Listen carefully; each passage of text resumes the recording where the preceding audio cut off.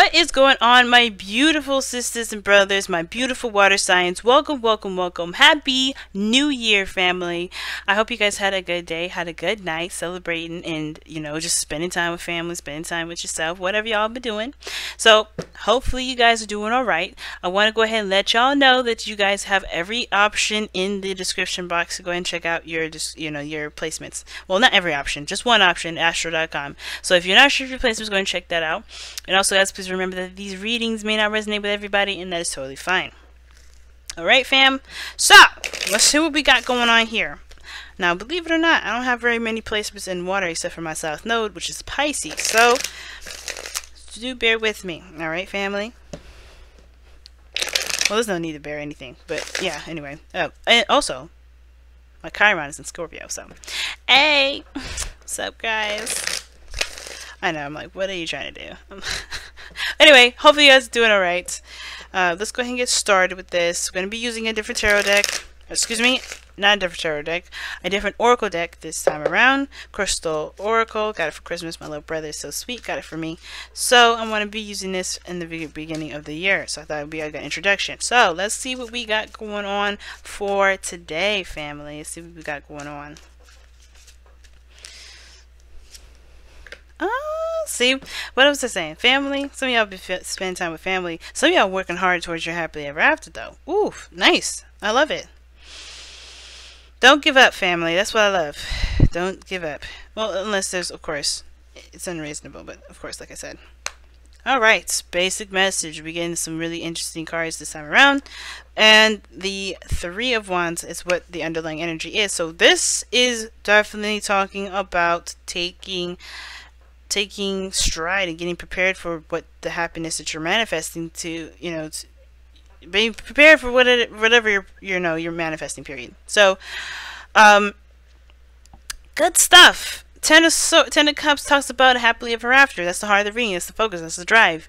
What you're trying to get to is a place of happiness. To feel not just happy with yourself, but also to share in that happiness with other people. Share that happiness with friends and family. You know, you really want to be involved with people. You really want to be involved with, you know, with people that truly rock the same vibe as you do. And totally understandable, right? And for some of you guys, this is you guys wanting to, you know, achieve a certain level of happiness with your partner, with, you know, with your coworkers, with your career. You really want to get to a place where you've been dreaming of, right? And not just by yourself, but with other people involved to it. And I feel like, of course, there is a lot of work to be done to get there, right? You've been really working hard, very diligent, but you have to really focus and diligently work on it. There's a lot of work to get there, and I feel like, of course, it can be kind of hard to kind of really diligently focus on working on it, because honestly, it could be that you've been working very hard up until this point and not have seen succession in that. And it's totally acceptable to take breaks, take time out for yourself to really replenish and to remember why you're doing everything for the reasons why you're doing it, right? To you know, remember why you're working so hard in the first place. I feel like, though, with this situation, you know, there is, of course, this, I feel like there's a lot of fears that are being, you know, kicked up as well. A lot of, not necessarily anxieties, but some things that definitely bring up a lot of insecurities. Okay, I already said that, right? So, basically, in order to get to the Ten of Cups, basically what I'm trying to say, is that you have to face a lot of those things, a lot of those fears, especially when it comes to commitment. And I'm not saying that you guys are not committed to your happily ever after, but I am saying that there are some fears that you're going to interact with as you go through to make this happiness of a reality, to make this happiness or this happily ever after a physical manifestation, you know, or something that you could feel in the present moment. So there's some things that you're going to have to go through, a dark period, or not a dark period, but a period where you're having to kind of go through the parts of yourself that you don't really want to look at, or the parts of your life where you didn't want to actually explore, right? Some things where you have to kind of face the fears and the anxieties and the insecurities in the face, because right now it's like you have a goal in mind, but it's going to need work to get that done. But you have to put in the work to send it out first, right? You have to do the work. You have to prepare for it. So whatever you're manifesting, whatever you're trying to do, you have to prepare for it to be there, right? So there's two things, right? Or both even combined. If you want to manifest something that makes you happy, you have to face those fears. You have to put in the work to face those things that make you dis-ease, right? Make you uncomfortable, right? That, you know, things about yourself, things about other people, a lot of those things, you have to face those. And then for some of you guys, right, that have already started, you know, the process of, you know, of creating your happily ever after, there's some things that you have to continue to face right now that may be personal, totally not having anything to do with anybody else, but truly have, you know, to do with, you know, with how you see the world, how you see everything. Now, it could be, and at the same time, it could be it could be both, right? You may have an opportunity to manifest, or if you have started manifesting your heart's desire, but in order for it to truly come into fruition, there needs to be working on your own self-security, your own self-confidence, and your vulnerability, your vulnerable stage. Now, in the past, you have the Ace of Swords, so there was definitely a new perspective that was utilized, a way of thinking, a new way of thinking, a new way of communicating that's definitely beneficial in a great deal, right? A great deal of ways. In the present, though, you have the Knight of Wands. So I do feel like there's some of you guys that are dealing with a Sagittarius, Aries, or a Leo, okay? But I do also feel like this is for a lot of you guys just kind of focusing on what you want to do, focusing on what you want, kind of reacting and just being in the moment right now. And I feel like that's the Knight of Wands does not work. The Knight of Wands doesn't really put in really dedicated time to something. It's good to have breaks, like I said before. But to truly implement the Ace of Swords, whether this is like free thinking or whatever, I feel like the Knight of Wands isn't necessarily dedicated towards making something happen, towards doing something that truly is what is going to get you to what you're trying to manifest in the first place. And I see the Seven of Swords as actually a risk take. At the same time, here's the thing. I feel like there's a lot of work that's been put into the relationship, or put into a family situation, and there may be some unreliability here. Somebody may not be truly honest about what's going on. Now, the Moon and the Seven of Swords coming up like this does show dishonesty, but at the same time, I do feel like there may be a lack of trust, period. Not that somebody is lying, but somebody may be having to face the fears about dishonesty, or somebody doing something behind someone's back, because there may not be anything wrong, because this is about where this is the crowning energy, not anywhere else. It's not like the past, present, future of the heart. This is the crowning. This is your advice. This is your goal and ambition. You want to clear away the confusion and the uncertainty. And the way you do that is by facing it with the truth that you've obtained in the past, the clarity that's here in the past. The Ace of Swords is the card for clarity. Is a card for clarity. Isn't the card, but is a card of clarity. And you clear that, in this clarity is from your truth. So you or from a truth. So that you have to approach the situation with questions, with clarifying questions to get the bottom of something, right? You can clarify the situation, but you have to approach it. And instead of just kind of going with rumors and going with an inkling of something, you want to get clarity on suspicions and things that may come up, because you don't honestly know. So you may end up seeing the situation as the Seven of Swords, as in you dipping and disappearing and not doing anything, or, you know, just kind of just noping out, instead of actually taking the risk and doing what, you know, and taking the putting on the suit and the armor and really getting an understanding what's going on, and truly taking this person's word as value.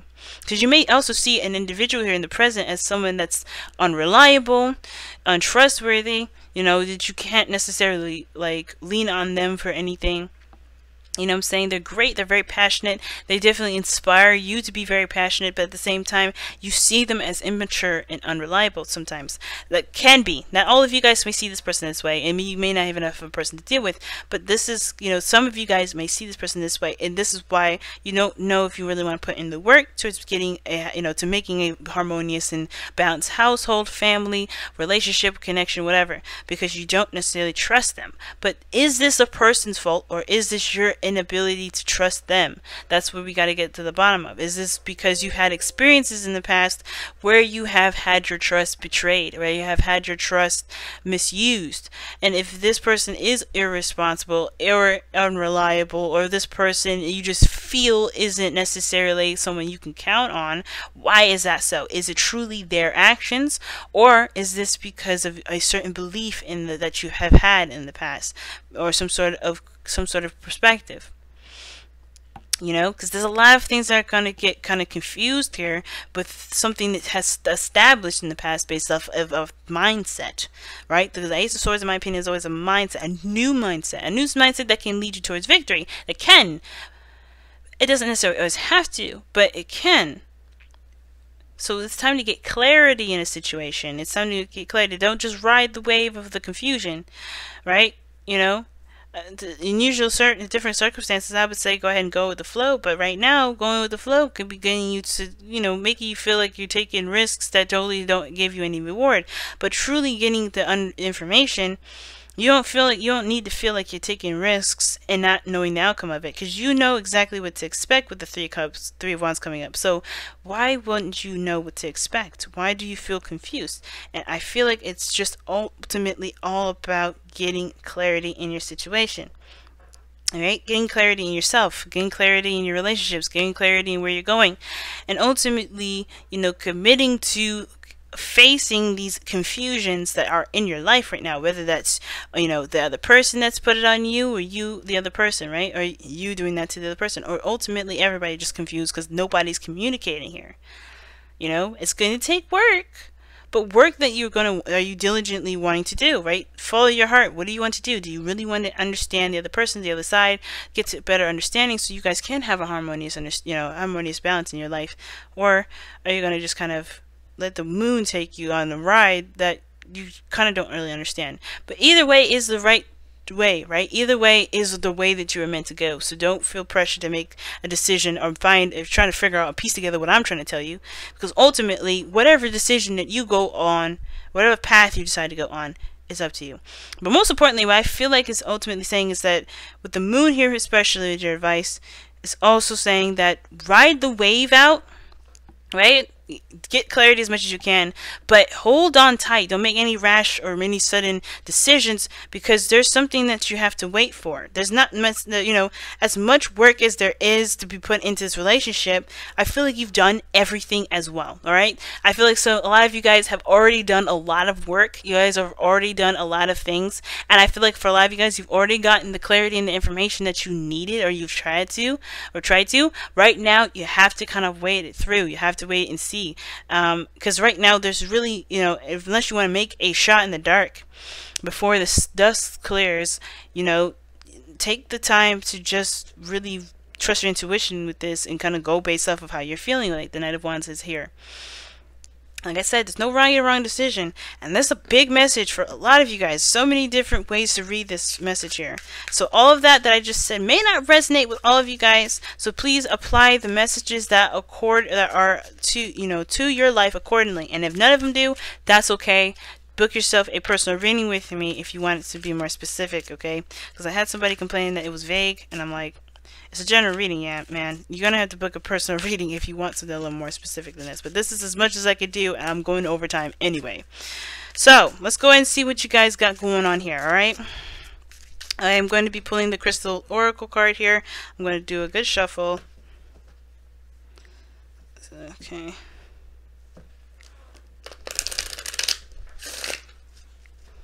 Okay, so I can shuffle like this. I'm just like, I don't know. Sometimes when I see these cards, I'm like, oof, is it gonna hurt? Alright.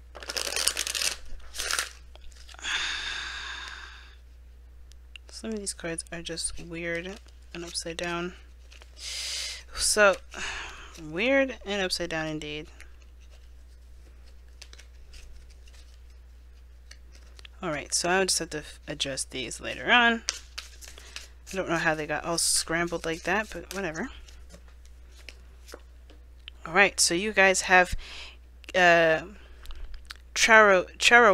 I think someone else had this card here. I'm not sure if it was the fire signs, but Waite, the crystal. Oof. I think I literally felt like I just read this for someone else. Is it the 50th card too? It is. Oh, I had a personal reading with someone. They got this card, and this card is so neat. This crystal especially. Sorry, I'm so slow, but here we go. Waite, wound healing. Like I was saying tackling a lot of the insecurities, the old, tackling the, fears and everything. But Tarot Waite provides deep physical and emotional healing, transmitting negative energy. It converts dis-ease to wellness. With its assistance, you recognize that your greatest trauma is also your most profound gift.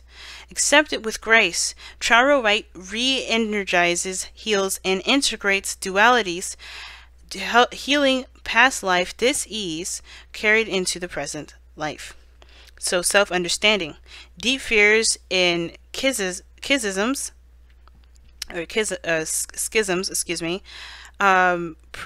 pervade your being. Excuse me. Let me just read the whole thing over. Deep fears and schisms pervade your being. You may not feel that you belong on Earth. Alienation and insecurity lie beneath a deceptively calm surface. You are subtly driven by other people's thoughts and programs rather than your own.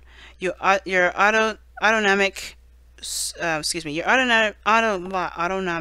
nervous system may be malfunctioning. If so, it needs recalibrating. Okay, so basically everything that we're saying here, like facing those old issues, getting this crystal would be definitely beneficial for you, but if you don't need a crystal to go over into to help you through a situation. It can help, it can assist, but it's you that needs it. It's you that needs to push through. It's you that's going to be carrying yourself through the situation. Now, the chakras that is going to be hitting are all of them. All the chakras, and then your soul path is service to humanity, healing the wounds of the past. Like I was saying, facing those fears, and fears come from old issues. Fears come from the old pains, and it's bringing to light to those things. Definitely when heavy reading again, guys, in 17 minutes. It's a long time, but hey, I'm willing to do it if it helps as many of you guys as possibly can. So that said, I'm going to go ahead and let you guys go. Thank you so much for tuning in. Thank you for liking, commenting, subscribing, and sharing these videos, guys. You don't know how much I appreciate all the love and the support that you need. All the support that you've been giving me. Okay? I seriously appreciate everything that you've been giving me. And because, as appreciation to you guys and surviving 2018 together, I'm extending the $10 per question sale on Instant Go. So you go ahead and have your questions answered by me on Instant Go. Until the 15th of January, guys. But as much love as always. I'll see you guys really soon. Happy New Year, and I'll see y'all later. Bye now.